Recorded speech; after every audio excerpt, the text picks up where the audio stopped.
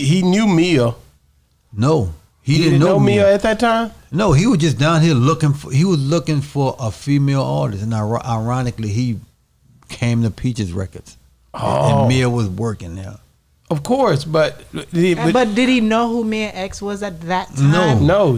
He didn't know nobody. So when he walked in and he met Mia, how did she shop herself to him? No. When he walked in, Mia wasn't there. Mia was at home getting ready for a Scarface concert.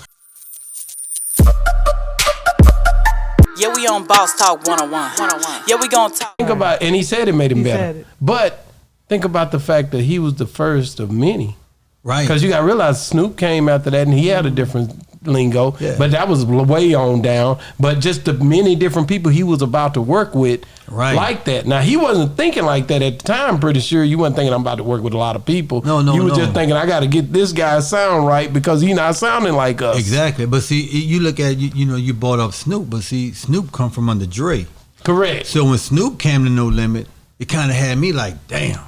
Because one thing about Dr. Dre, his expectations of work is through the motherfucking roof. And you're right. And Court had never been in the studio before. Right. So with that situation, so Snoop already came in with some experience, developed an experience. Right. Yeah.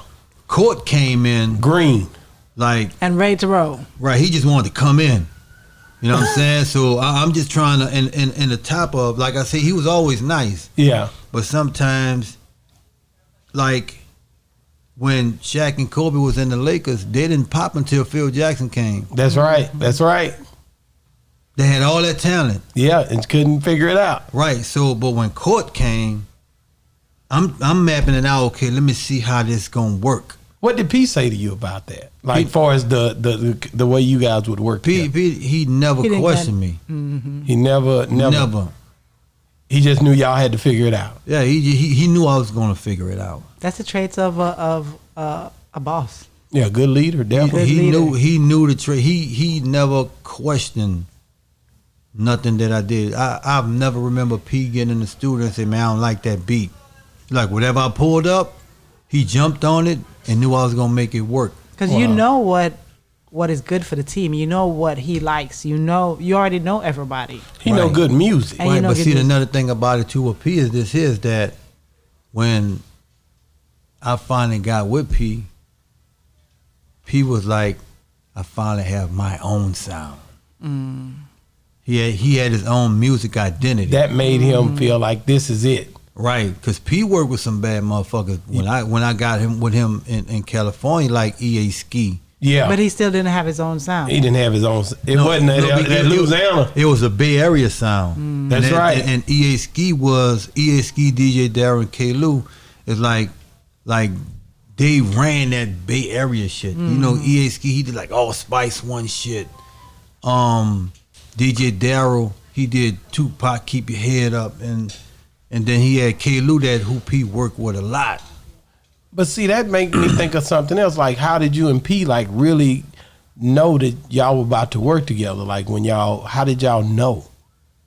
Like when you met him, of course, was it just about the music? No. When I met P,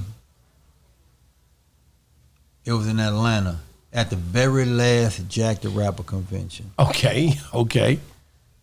P, it goes back to Mia. Okay. When P came, when we was up there, he came down to New Orleans, and he went to Peaches Record in Gentilly. Okay. He bought a lot of CDs. So when we came and went to Atlanta to work and promote and trying to shop Serve Demo. Yeah. And that's when that big fight broke out with Luke. Yeah. And Det Row. Yeah. So everything is just moving all around, and just so ironically we wound up together. Wow. And people like boom, he saw, sir, man, what's up, man? What's going on, bro? So you see, he knew Mia. No, he didn't know Mia at that time. No, he was just down here looking for a female artist, and ironically, he came to Peaches Records, and Mia was working there. Of course, but But did he know who Mia X was at that time? no, He didn't know nobody. So when he walked in and he met Mia, how did she shop herself to him? No. When he walked in, Mia wasn't there. Mia was at home getting ready for a Scarface concert. Okay. And he found her way. He found his way to her house. We're like, man, what? I'm about to go to a concert. How did he hear How her did music? he know? Right. How did he know about her?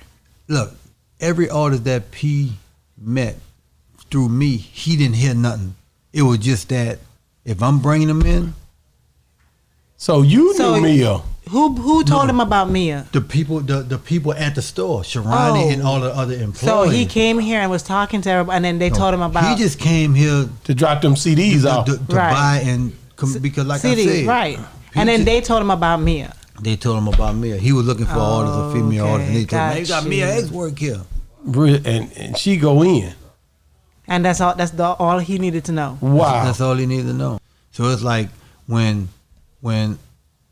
I hear something in an artist and I see them, it's nothing about them I want to change because that's what I'm looking for.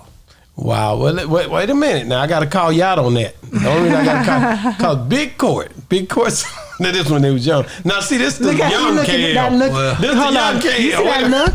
When he said Big Court, he looked to the He side say, like, Big oh. Court say, man, I came up to California, Howard You or saw the Haywood clip, or didn't somewhere, you? and he said when I would rap, man, he'd just be staring at me, man. When P flew us out to Oakland, he had an apartment where everybody stayed in Hayward. Okay. And it was when I met Beats by the Pound. I met KLC, Moby Dick. It was Mia, Servon, all of them were in an apartment. Hey. And KLC used to be so hard on me. We end up going out there to do the Down South Hustlers. We did the song R.I.P. So Yeah. a lot of people are just putting together 20-some years ago that's me.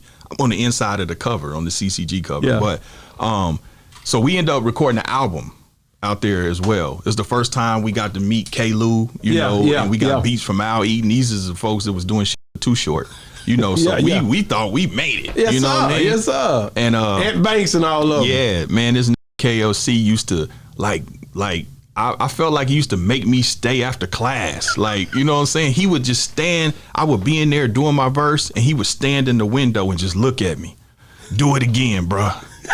Do it again, bruh. And he would just stare at me while I'd be and I'd be like reading my like, look, like, why didn't they staring at me like that? Man, KLC was so hard on me back then. Do you appreciate it now? I did, of course. Yeah, he was trying to make me better. He was trying to pull, the best out of me. Yeah, Wow. for sure. Through the window. Through the window. I said, what? He say, he just be staring at me, man, and it's like, man, do it again.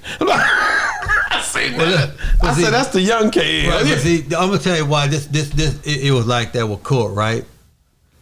First of all, when Court came, we was in his apartment that P had us in. Yeah, he told me. In is it what? Haywood. Haywood. Yeah. That's what he said. Yeah, it was 3 niggas bro, meaning that me, Serve, Mia, and Moby. Okay, that's what he He said. said Beats by Beats by the pound. was there too. But it was That's just him. me and Moby. Him and Moby. This was Okay. before the rest came, because this is the hotel where we started Beats by the Pound. This is where it all And started. was he there at the time when it all Who? started? Big Court. Yeah, as a matter of fact, Court. This was before we came down and got all of these artists. Okay.